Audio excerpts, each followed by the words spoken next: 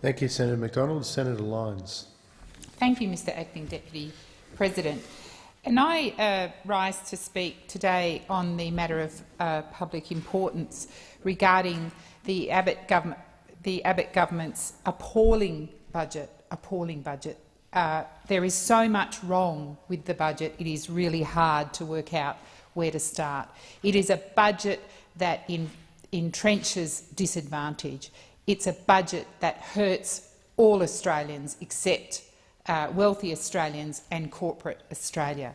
It is a budget that those on the Abbott government should hang their head in shame about. It is a disgraceful, harsh and cruel budget.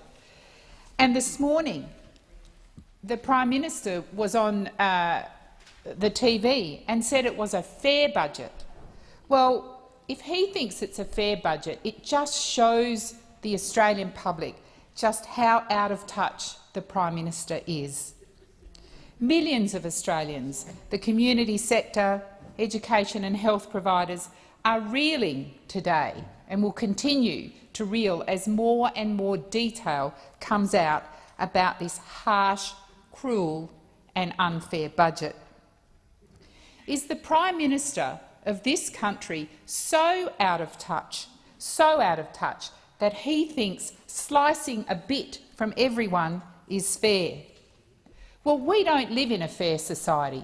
We do not live in a fair society. There are huge disparities between the rich and the poor in Australia, and I am, quite frankly, disgusted that the Prime Minister of the country can say his budget is fair, because that assumes we live in some kind of fair society. Last year, ACOS showed that people who are unemployed, children, especially those children who live in lone parent families, and people whose main source of income is social security payments, are the groups most at risk of poverty. Well, they're the groups that the Prime Minister of this country has targeted. And I watched him as Mr Hockey delivered the budget last night, and at points the Prime Minister was grinning. How can you grin? He's the Grim Reaper. How can you grin when you have imposed further poverty on groups in this country who are currently struggling? Of those groups in Australia living below the poverty line, more than 2 million, and that's 2013 figures, more than 2 million, 600,000 of those are children. And the Prime Minister of this country, who somehow says he has a fair budget, has simply put those people, those living below poverty, the more than 2 million, 600 of whom are children, 600,000 of whom are children, further behind. And what a knockout blow the budget is to most Australians. Permanent pain for the low and middle-class Australians. Treating young people in this country, throwing them on the scrap heap. Australians who rely on benefits. Pensioners and vulnerable Australians, such as those that I have a lot of contact with in Western Australia, homeless people. Those people living on our streets. And in a place as rich as Western Australia, it's an absolute shameful indictment to say there are families living all up and down Perth beaches. Has the Prime Minister ever been and visited those families? No, he hasn't. And why do they live in their car on our beaches? Because that's where showers and toilets are. And when you ask them what they want, they would like to have a hot shower. Their expectations have been slashed and burned so badly that that is their first immediate response. It would be nice if, when we use the showers at the beach, designed for beachgoers, not homeless families, if they were hot. But, again, those people would never say the Prime Minister's budget is fair, because all the Prime Minister has done has further penalised groups like that. Because as they struggle to put a little bit of petrol in their car, because it's their home, they'll be charged an additional cost on top of every other cost that they're currently trying to get by on.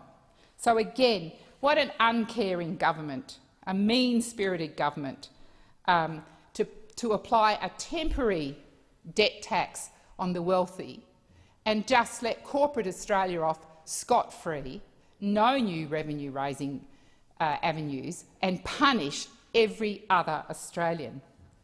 And Medicare, what lies we've been told about that. Absolute imagination of the Health Minister, Mr Dutton. Earlier this year on the 7:30 report, he said he wanted to have a debate with Australia about its health system. Well, when did that happen? Certainly passed me by. I wasn't aware of this far-reaching debate, to quote the Health Minister. And he had a new plan for a GP tax, and it was based on, he said in February, on those Australians who could afford to pay. So people in this chamber, we were the target, and other Australians who could afford to pay. Because in his view, GP services were being overutilised. Now, of course, what we know is this government doesn't bother with getting facts and information. It just makes it up because there's no evidence that I'm aware of that GP services are overused in this country. He went further to say that, you know, Australians, middle-class Australians and those on higher incomes would pay for their medicines. And he told us the GP tax was levied towards those who could afford it, making Medicare more sustainable, stopping us from going to the GP too many times despite having no proof. And this far-reaching debate certainly missed all of us. Not sure where that was taking place. But what we do know now is that those closed doors and secret meetings were taking place in the cabinet room of the Abbott government. And even earlier this week, in an interview with the Sydney Morning Herald, he still told us that the GP tax was about curbing Medicare and about stamping out unnecessary GP visits. But now we know the truth of it. Now we know that sick and poor Australians will be paying for medical research. So the sick and the poor in this country will contribute to medical research. What an injustice that is. Well, Minister Dutton will go down in history. He'll go down in history as a destroyer of Medicare. He'll go down in history as a mean-spirited minister who imposed harsh taxes on poor people in this country, not only to go to a GP but to get a script filled, and gee, if they get a referral, and mostly we do when we go to doctors, they'll be paying for that too. And Australians will not forget, it was the Liberal Party who made life much harder for them. And Medicare locals. A couple of weeks ago I went down to Fremantle. I'm sure the Prime Minister hasn't been there either, and he certainly would not have visited the street doctor, who plays a vital role in linking homeless people to services. Because what we know about homeless people is they are unlikely to go to a GP. Almost impossible for them to front to a GP. Sometimes they don't even have a Medicare card. So they're not likely to front to a GP. They are also highly unlikely to front to accident and emergency, particularly in WA, where it's now going to be moved many miles away, so impossible for them to get to. The street doctor in Fremantle is also visiting those families who are living in their cars along Perth beaches. They have a clinic at South Beach in Fremantle. But what do we know? Medicare locals, completely scrapped. So I want to know from the Health Minister, who's going to be paying for the street doctor? Or are we saying to those who are homeless, time you stood up for yourselves, time you looked after yourselves, go get a job, and we know you're living in a car, but off you go after you've had your cold shower in the morning and get yourself a job.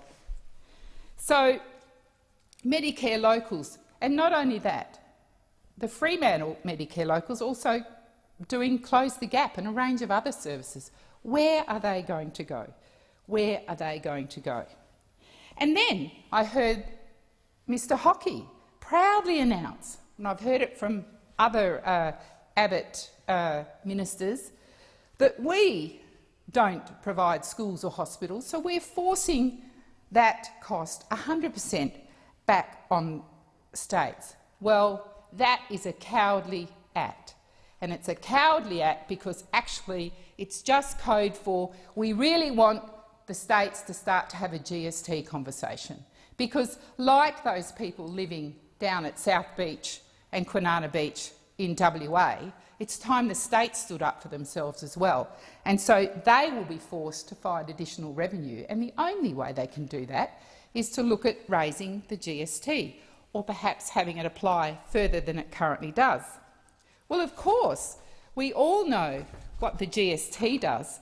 It disadvantages the same group of Australians.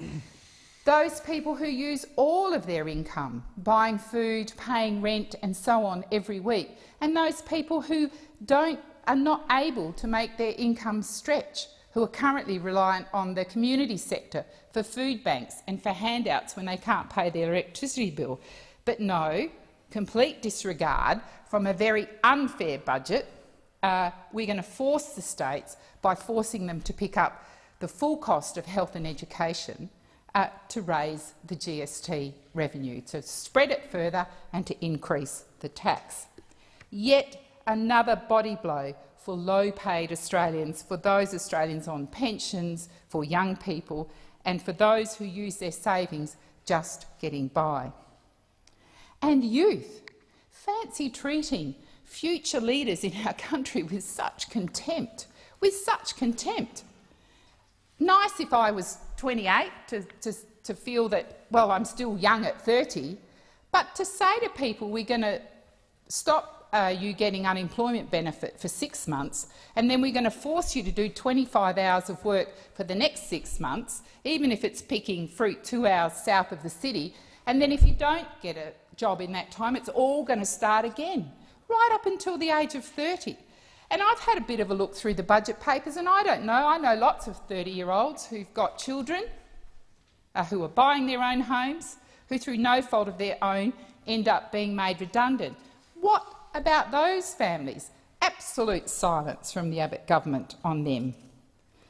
So almost every specialist youth program has been slashed. One of the other services I went and had a look at in Midland, Youth Connections, completely scrapped. Now, Youth Connections deals with students who are disadvantaged or have fallen out of school or have become unemployed. And guess what? It's an amazingly successful program. And in Midland, and I bet none of the WA senators from the Liberal side have ever been to Midland, but if they care to go out there and visit Youth Connections are working with children as young as 11. As young as 11. Now, I'm sure that the Abbott government thinks somehow the Job Services Australia will deal with youth, but when you're as young as 11 and you've dropped out of the school system and Youth Connections has successfully got you back into school, that's what's been cut. And in Midland, Youth Connections goes into the shopping centres and has lots of conversations with disadvantaged youth in that area, and they've been incredibly successful. And they're not the only Youth Connections service in the country that's successful. We heard evidence through the Senate Select Committee on the Commission of Audit that they are successful wherever they go, because they've been well funded, they're well resourced. And isn't that what we want? To get children and youth back into school and back into employment? Apparently not. So youth in this country have just been thrown onto the scrap heap by the Abbott government. And in terms of the homeless, nothing for them. Yes, the Prime Minister came out and extended Labor's program for another 12 months, but ripped out millions that went to developing new housing. And as I speak right now, Perth Registries in the city taking a survey of homeless people in Perth City, and last year, just in Perth City, nowhere else, we needed 200 beds. We don't have any capital funding to now build those beds. And it'll be very interesting at the end of this week to see what the need is in Perth City. But the uncaring, harsh, cruel Abbott government doesn't care. It doesn't care about any of these people. And they are walking down a road littered with broken promises. And Australians will not forget. Australians will see this government for what it is, harsh and cruel. Thank you, Mr Acting Deputy President.